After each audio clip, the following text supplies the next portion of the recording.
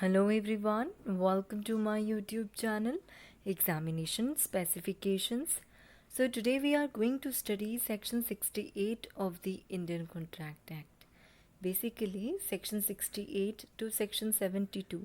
These 5 topics has been covered under the topic of quasi contract. ठीक है?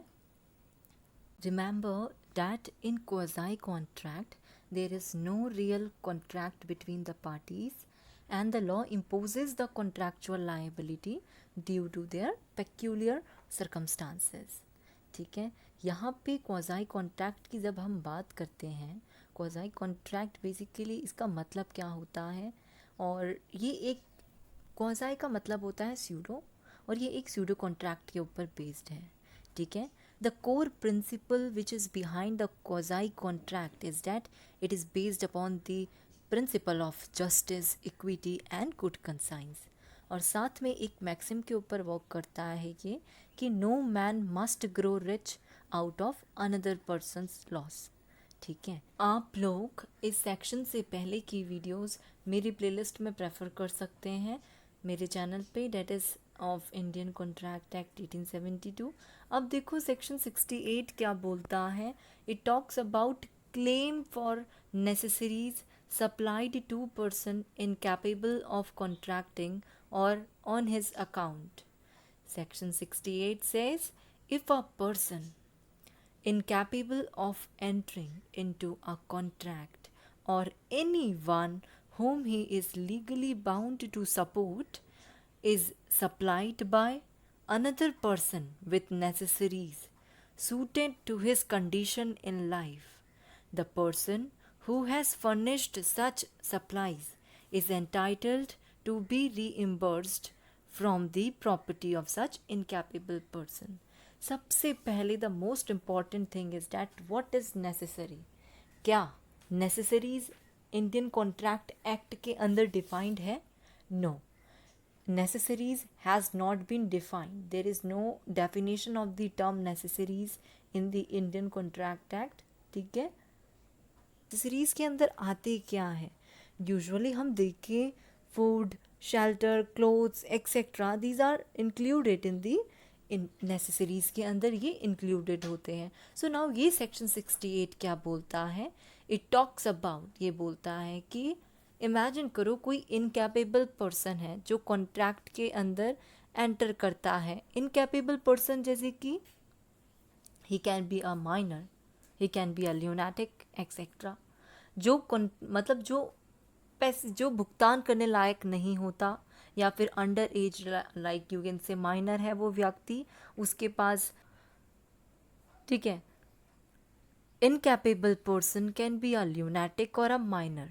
ठीक है, अब कोई पर्सन है जो उसको, उस इनकैपेबल पर्सन को फूड सप्लाई कर रहा है, नेसेसरीज सप्लाई कर रहा है, जो भी उसको चाहिए. ठीक है, suited to the condition, he is providing him with the necessaries. Now उस व्यक्ति, अगर एक माइनर को कोई केयर करता है, माइनर को फूड सप्लाई कर रहा है, उसको नेसेसरीज सप्लाई कर रहा है, उसको खाना पीना सब चीज़ का उसका ध्यान रखा जा रहा है, तो ऐसे सिचुएशन पे जो व्यक्ति उसे ये प्रोवाइड कर रहा है वो अब उससे क्या ले सकता है? वो उससे he can get reimbursement from the property of the incapable person. तो अगर वो माइनर को या ल्यूनाटिक पर्सन को अगर ये फूड वगैरह सप्लाई कर रहा है, नेसेसरी सप्लाई कर रहा है, तो वो अब उससे पैसा कैसे ले सकता है? He can reimburse from that person, जो वो माइनर है. अगर उसकी कोई प्रॉपर्टी है, ठीक है, उसके नाम से, अगर उसके पेरेंट्स या फिर कोई भी उसके नाम से प्रॉपर्टीज़ वगैरह रख कर गए थे, तो उस व्यक्ति से वो प्रॉपर्टी क्या कर सकता है? रीइम्बर्स कर सकता है. जो पर्सन उसको ये सारी नेसेसरीज सप्लाई कर रहा है, he can reimburse it from the property of that incapable person. Are you getting what I am saying? ठीक है, ये देखो ये सेक्शन साफ क्लियर कर रहा है. देखो ऊपर क्या बोला है.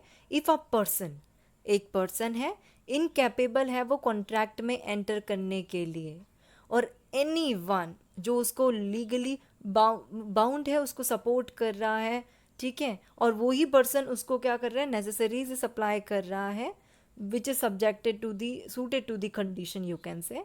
जो ये सेक्शन बोल रहा है, and the person who has furnished such supplies is entitle to reimburse. Now जिसने उसको वो सब प्रोवाइड किया है, वो नेसेसरीज सप्लाई करी है, वो पर्सन क्या कर सकता है, रीइम्बर्स कर सकता है उसे from the property of such incapable person. Simple, आपको इलस्ट्रेशन समझो इसको। इलस्ट्रेशन बोलता है x supplies why a lunatic with necessaries suitable to his condition in life. X is entitled to reimburse from Y's property.